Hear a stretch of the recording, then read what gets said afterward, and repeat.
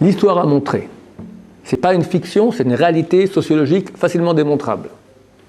Que lorsque tu as un parent qui pratique la Torah, s'il pratique comme il faut bien, il met beaucoup plus de chances de son côté que ses enfants pratiqueront aussi. Comment ça se passe? Ça commence comme ça. Le grand-père, orthodoxe, la totale, qui vient de Pologne, ou du Maroc, ou de Tunisie. Et il monte à Paris, parce qu'on monte à Paris. Bon, et on a un jour de Shabbat, et il veut aller à la synagogue, il est enrhumé. Il est enrhumé. Attends, c'est dans le rhume, il y a deux phases. La deuxième phase, celle où on a, sur votre aspect, comme ça, dans les bouchées avec de la matière verdâtre, solide. La première phase du rhume, c'est extrêmement liquide, transparent. Pic! Je veux dire, toutes les 30 secondes, pic! C'est super casse-pied, il faut un mouchoir. Sans mouchoir, c'est fichu. Pic! Bon, il veut aller à la synagogue. À l'époque, on est il y a 40-50 ans, il n'y avait pas des mouchoirs comme il y a aujourd'hui à la synagogue. Alors il faut son mouchoir. Dilemme. La Torah interdit de porter à l'extérieur Shabbat. Bon, alors je ne porte pas. Ah, ben, comment je vais faire? Je suis dans la Manche, ça ne se fait pas. Baruch Ata Hashem, pique sur le sidour. Ça fout mal. Un peu la Torah, Baruch Ata Hashem Vorar, pique sur le Sefer Torah. T'imagines la honte? Bon, je prends le mouchoir c'est interdit. Moi, j'entre à la maison. Et c'est lecture de la Torah, Kaddish, Ktoucha, et tu fais quoi de tout ça? Tu vas mettre Sibour le Minyan, on a besoin de toi. Ah, qu'est-ce que je fais? Réfléchissons. D'abord, au Maroc, on portait. J'ai eu des grands rabbins portés au Maroc. C'est vrai, parce qu'au Maroc, il y avait une muraille qui entourait la ville. Donc c'était permis, gros bêtard. Et puis, Moshe Rabbeinu. Il ne connaissait pas notre réalité ici en France. Au Maroc, il faisait bon sec. Dans le Mont Sinaï aussi, dans le désert. Si Moshe Rabbeinu, il était là, il ferait dans le ciel, il me dirait, avec ce rhume que j'ai, avec ce ton de chien qui est à Paris, arrête, fais pas l'idiot, c'est pas si grave, porter un mouchoir dans la rue, t'as pas allumé la lumière, t'as pas roulé en voiture, t'as rien fait, c'est pas grave. En plus, que Dieu il comprend que c'est pour le minyan, tu fais des mitzvahs, faut arrêter d'être, faut pas être trop carré, un peu, la Torah est intelligente, elle est humaine. Et il prend le mouchoir dans la rue. Ok. Avec un argumentaire. Il se marie, il a des enfants, et comme Shabbat, chaque Shabbat, il prend son fils par la main, ils vont ensemble à la synagogue. Et notre arrière-grand-père est enrhumé chronique, et au milieu du chemin, comme ça, il prend son mouchoir, se mouche. Le gosse voit, papa, tu portes un mouchoir dans la poche, Shabbat, je comprends pas, on m'a dit qu'on pouvait pas, je comprends plus rien. On peut pas. Attrapé en flagrant délit, le grand arrière-grand-père. Mais il a l'argumentaire qui est prêt, tu sais, mon fils. C'est vrai que les rabbins disent que non, mais moi, au Maroc, on portait. Et puis en plus, Moshe Rabbeinu, si elle a vu un cas pareil que moi je suis enrhumé, et puis le Kvod de la Torah, et le pic, il fait toute la totale, il déballe l'argumentaire. Bon, le gosse, il a compris. Qu'est-ce qu'il a compris, le gosse? Il a compris que dans des cas où c'est un peu ennuyeux, on peut contourner la Torah. Il va grandir le gosse. Puis un beau jour, il a 20 ans, il a eu son permis de conduire, il va à la synagogue, bien sûr, il pleut des cordes. Aller sous la pluie pendant une demi-heure, par ce temps-là, tu arrives à la synagogue, tu es trempé, tu rentres à la maison, pneumonie. Bon, ben, j'entre à la maison, Sefer Torah, Kaddish, Minyan, on a besoin de toi, le Minyan. Bon, ben, je ne peux pas sortir comme ça, je ne peux pas. La Torah dit d'ailleurs, il faut garder son corps en bonne santé. Une idée, la bagnole. Moshe Rabbeinu ne connaissait pas. C'est un jour de repos, Shabbat. C'est crevant, 3 fois. Il faut aller Shachrit, Mincha, Arvit, 3 fois les retours. 1 heure de marche sous la pluie. C'est pas humain, c'est un jour de repos, c'est marqué dans la Torah, pour se reposer. Bien sûr que Moshe Rabbeinu est pour ça. Et mon père, d'ailleurs, il m'a bien dit que dans les cas, on peut arrondir les angles.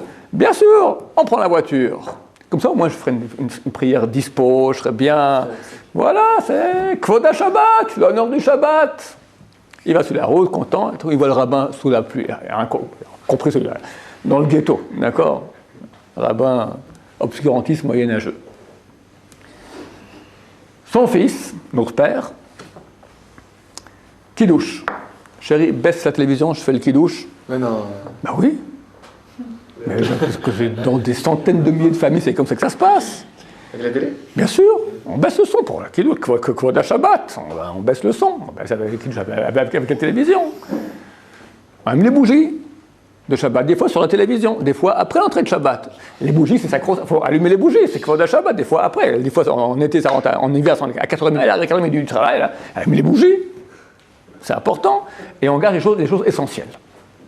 Alors, Brit Mila, Bar Mitzvah, mariage, Mezouza à l'intérieur, pas à l'extérieur, avec les temps qui passent, et décès dans enterrement juif. Maintenant, les fêtes importantes, Kippour, Rosh Hashanah, on va écouter le chauffard, Hanouka, ouais, vaguement, on fait une petite fête familiale avec les bougies, le soir du Seder, sacro-saint, c'est le I-Seder, c'est ordre, c'est tout à fait le contraire, c'est pour nous ordonner, comment ça va, il n'y a rien, voilà.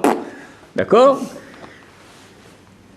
Et l'essentiel de tout, on garde des traditions culinaires. Couscous boulette vendredi soir pour les Tunisiens, daf pour les Marocains, gefilte fish pour nos pauvres frères ashkénazes, d'accord? Ça, c'est sacro-saint, ça, c'est ce qui reste jusqu'à la fin. La Goya, pas trop, mais l'été, on va à Eilat, on va à Tania, là-bas on s'éclate, c'est tous des juifs, il paraît. Tu parles aujourd'hui, ils ont fait l'importation de la provenance de Russie, avec Tatiana, Natacha, tout ce que tu veux.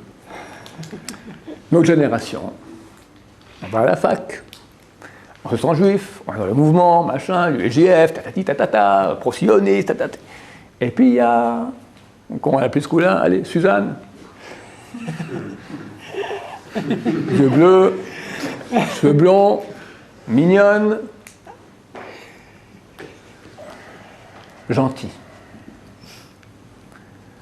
Bon, au début, c'est pour s'amuser un peu, et puis on s'attache, et on s'attache, et on s'attache. Un beau jour, on va voir papa, maman, voilà, Suzanne et moi, bonne nouvelle vous annoncer, quoi, on va se marier. Mais mon fils, mais quoi papa, mais elle n'est pas juive. Je comprends même pas quoi, c'est sur un singe.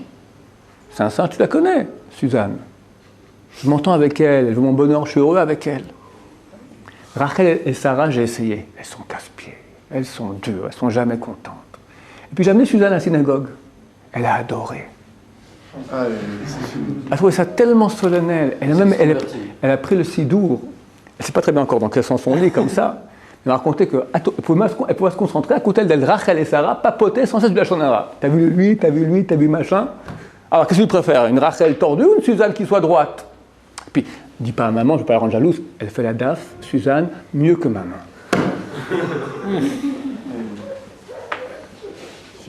Elle accepte, je vais parler, on fait la Brit Mila pour nos enfants, on va faire la Brit Mila, il y a un rabbin qui fait la Brit Mila aussi quand la mère n'est pas juive. Tout va très bien.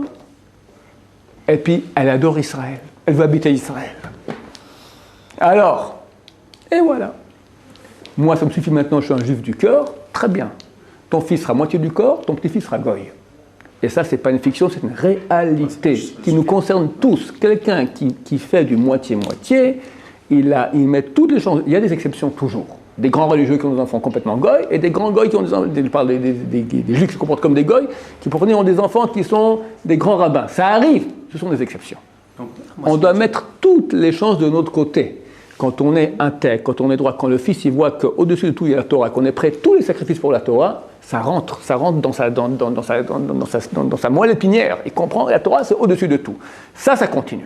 Mais quand on fait notre vie, quand ça touche à la Torah, tac, alors on commence à faire un peu autrement, comme font certains mouvements que je ne vais pas citer le nom ici, d'accord?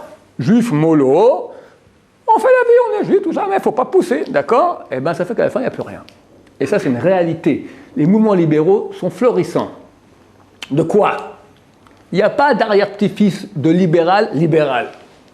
Un arrière-petit-fils de libéral, il est goy, fini, complètement assimilé. Ils sont florissants par des juifs, dont les ancêtres étaient religieux, qui ont fait moins. À la fin, ils rentrent dans un truc libéral où ils peuvent s'appeler juifs alors que tout est permis. Baruch Adonai, le Amen.